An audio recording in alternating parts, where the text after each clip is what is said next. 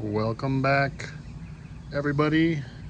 We're on the arcade journey. We're fixing this Galaxian, and this is my little stand that holds it just at the right height, so it's easy to work on. And when all the guts are out of them, they're pretty light and easy to move around. So we're looking underneath here, and as you can see, this is unsatisfactory. Looks like we got a little bit of fungus growing on the bottom. We'll have to fix that. And this is looking really good here.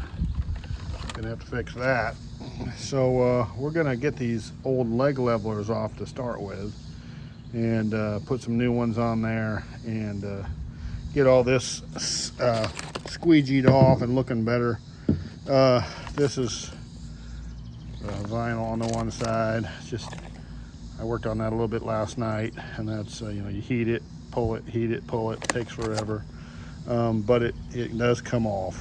So this is amazing.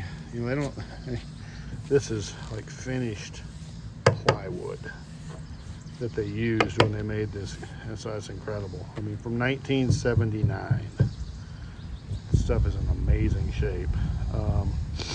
Interestingly enough, it's all kind of tattered up and has a bunch of cosmetic issues down here. We're gonna have to throw a coat of bondo over that and smooth it all out. Up here is not so bad. So this is just where it got hit over the years, I guess, moving it around and stuff. But anyway, yeah, it's coming along. So we're gonna get this fixed up. We're gonna flip it over, get the vinyl off the other side. We'll bondo it, sand it, make it look super good, and then we'll get it to as good as we can get it, and then we'll paint it, and then we'll put the artwork on it, and we'll put the guts in it, and we'll play Galaxian. It'll be awesome. So here we go. So there's the new leg levelers. We did a couple of things here I'm going to show you. These old screws that we're holding these brackets in are all still intact, but they were born in 1979, so they're pretty tired. So we did drill a couple new holes just through the steel, and then we put in some new stainless steel screws into the plywood beneath, just for extra stability. It would have been okay with what was there, but these things are old, they're rusted. I tried to take one out, and it just started to spin, and I thought, you know what, it's more trouble than it's worth. They're holding on there real good, but they're not nearly as effective as they were intended to be. So we did put some new ones in as well, just to help out. We did that on each one of them. The threads actually were in great shape. Just put a little oil on them. The new leg levelers went in with no resistance.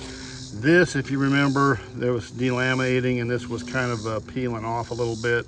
So tried some of this. I've used this before. It's spray adhesive. It's pretty hardcore stuff. And just kind of bend this up, squirt it up in there, press it down, and we've got it set up just to kind of hold. And it seems to be working really, really well. It's just that really, really thin layer of plywood there that was coming off.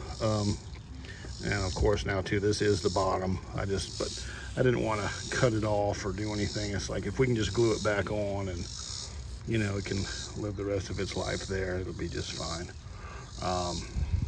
Hate to cut stuff out if I don't have to. So we're gonna let that just it dries really fast, but we're gonna give it a little bit to solidify, and then we're gonna go ahead and finish this vinyl thing, flip it over, we'll do the other side, and then we'll see how much energy we have left. And there it is, all stripped off. And there's what it looks like after it gets stripped off. That's a mess. So we've glued up a couple little spots, and we're obviously letting it dry. So I think what we'll go ahead and do is fill in some of these little gouges right now, since we can't really start the other side just yet. So we'll do that while this glue dries enough to take the tape off. I think that's what we'll go ahead and get these filled in, and you can see there's some pretty good sized gouges in there, but no problem to fill those in, so that'll be easy. So we'll go ahead and do that. So this is the very non-glamorous part of fixing arcade games, and it's the part that most people never see. And you know, truthfully, most of this gets covered up with paint, vinyl, decals, stencils, whatever, and it's never seen. But it's very time consuming, it's very tedious, and of course it's taken longer than I thought it was going to take. So, and it's really hot out here, so we bonded it up with some bondo, and it's really hot, about 100 outside ish, and so I went really light on the hardener, and I think I got it about right, because I could spread it, but it didn't take long for it to harden up. But I got it pretty close, and now we're you know, just trying to get all these little parts filled, you know, and we're gonna have to go back over that. I can tell right now, because I can still feel the indentation there. So yeah, so what we're doing is just that process you got to go through. The glamour, that's the glamour process is what it is. So, and to make it awesome. But it is coming along, that's the good news. So we'll just keep digging away at it, and we'll look at it here in a little bit. It's looking pretty decent. Those gaps filled up pretty nice. We're gonna have to go over with some 220 probably and get it really nice and smooth, but it's you can see they filled in, and it's gonna accomplish our need there. I went ahead and got creative down here because my glue thing didn't work quite as good as I wanted it to, so I just took some little screws and some big washers and just kind of secured all that. So again, it's on the bottom, so so that worked out okay. We did sand the back off, a little bondo here, you know, just to kind of even things out and make it look nice. So when we paint that, it'll be good. I took the same way up here, started sanding this. This had been painted over, and I just touched it with the sandpaper, and look, it uncovered the actual badge there. I hate it when they paint over that. It's just so easy to tape over that, and you know, if you're gonna paint and save it. So, but I kind of just touched it with the sandpaper, and it's like, oh well, look, we can read it again. So we're just gonna leave it like that.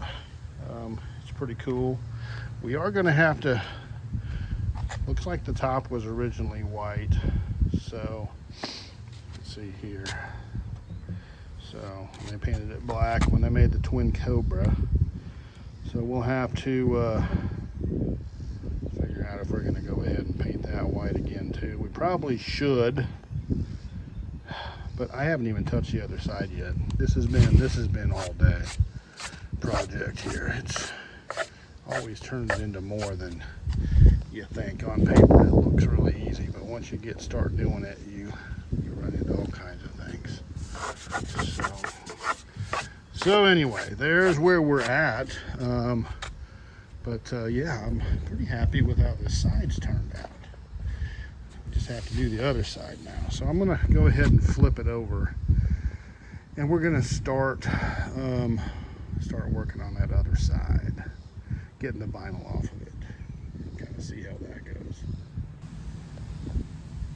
So we've started the other side, as you can see. This has taken about 15 minutes just to get this far. It is a big pain in the tail. So it's just no way around it. Just does not come off easy. So you can kind of see the shadow out of there of my big bud. The wood kind of comes off here with some of the vinyl and leaves like this kind of shenanigans that we got to deal with, making more work, which is totally lame. We have plenty of work. We don't need more work, but that's what we got. So we're gonna just chug away at it, and eventually it'll all be off. So working on the other side, it's slow going, people. This is what we've got. I started at the bottom, and then I brought it inside, and then I started from the top, and I got tired of doing that, so we kind of did a little work on a few little pieces of the wood in here, gluing things back that were loose. Put a little strip of bondo along here because this was a little tattered, so we'll get that all nice and solid. Then I started working on the back door. So we've got it covered in a coat of fiberglass impregnated bondo, and we'll get this thing all solidified and sanded and painted the correct color, which is white. So we're going to end this video because all this watching paint and bondo dry and glue and me peeling vinyl is, I'm sure, thrilling. So we're going to end it, but before we do, we're going to go in the arcade and I'm going to show you something cool. We're going to just talk about Galaxian and how cool it is for just a little bit. So we'll just walk over there. Here we go. We'll just cruise over there. It's not very far away. We've arrived. Okay. We'll go inside here. Turn on some cool lights there. It'll wipe our feet off. Actually, I'm going to even take my shoes off just because I've been working. I probably got bondo on my shoe soles or something. So, Echo,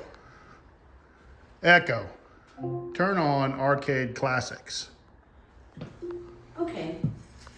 Okay, so this is, can't even say it. Okay, this is my BitKit machine. We're gonna load this version of Galaxian up. Okay, we're gonna let it kind of go through its attract mode here a little bit. So they made about 50,000 Galaxians, actual Galaxians. It was the #2 game in like 1980. I'm sure #1 was Pac-Man.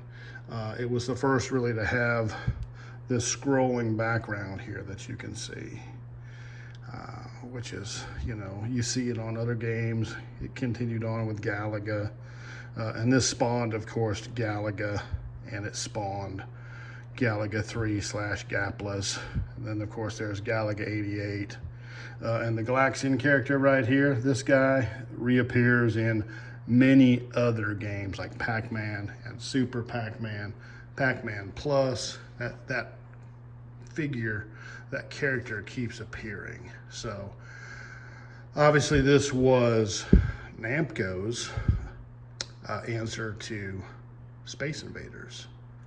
So it was a big deal. Taito, did Space Invaders, and this is, the answer to it. So it's pretty stinking cool. So we're gonna watch down here, and at the very bottom, something's gonna come up. There's multiple ROM sets for this. See, it says Midway. All right, so I'm going to switch it over to another version, and I want you to see what it says. Okay, so we've got this ROM set loaded up. My understanding is that this is the Japanese ROM set, and then of course there's the American ROM set.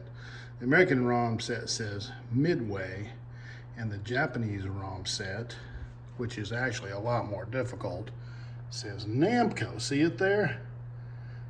A little subtle thing. You notice playing the game on the Japanese ROM set, they start diving at you instantly and in a lot more numbers too.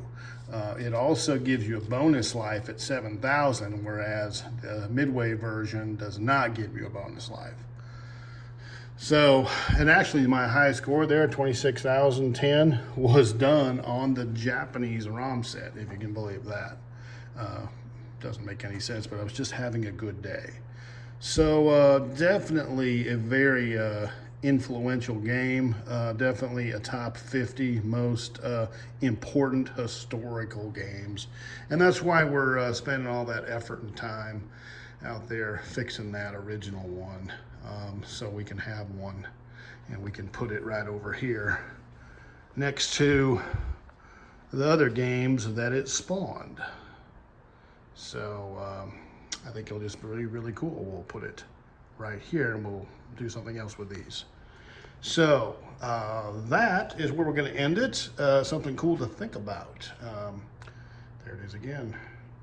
So wherever you are and whoever you are, thanks for checking it out. Thanks for coming along. Take care of your people, and we'll look forward to seeing everybody back on the arcade journey. Galaxian. Super cool.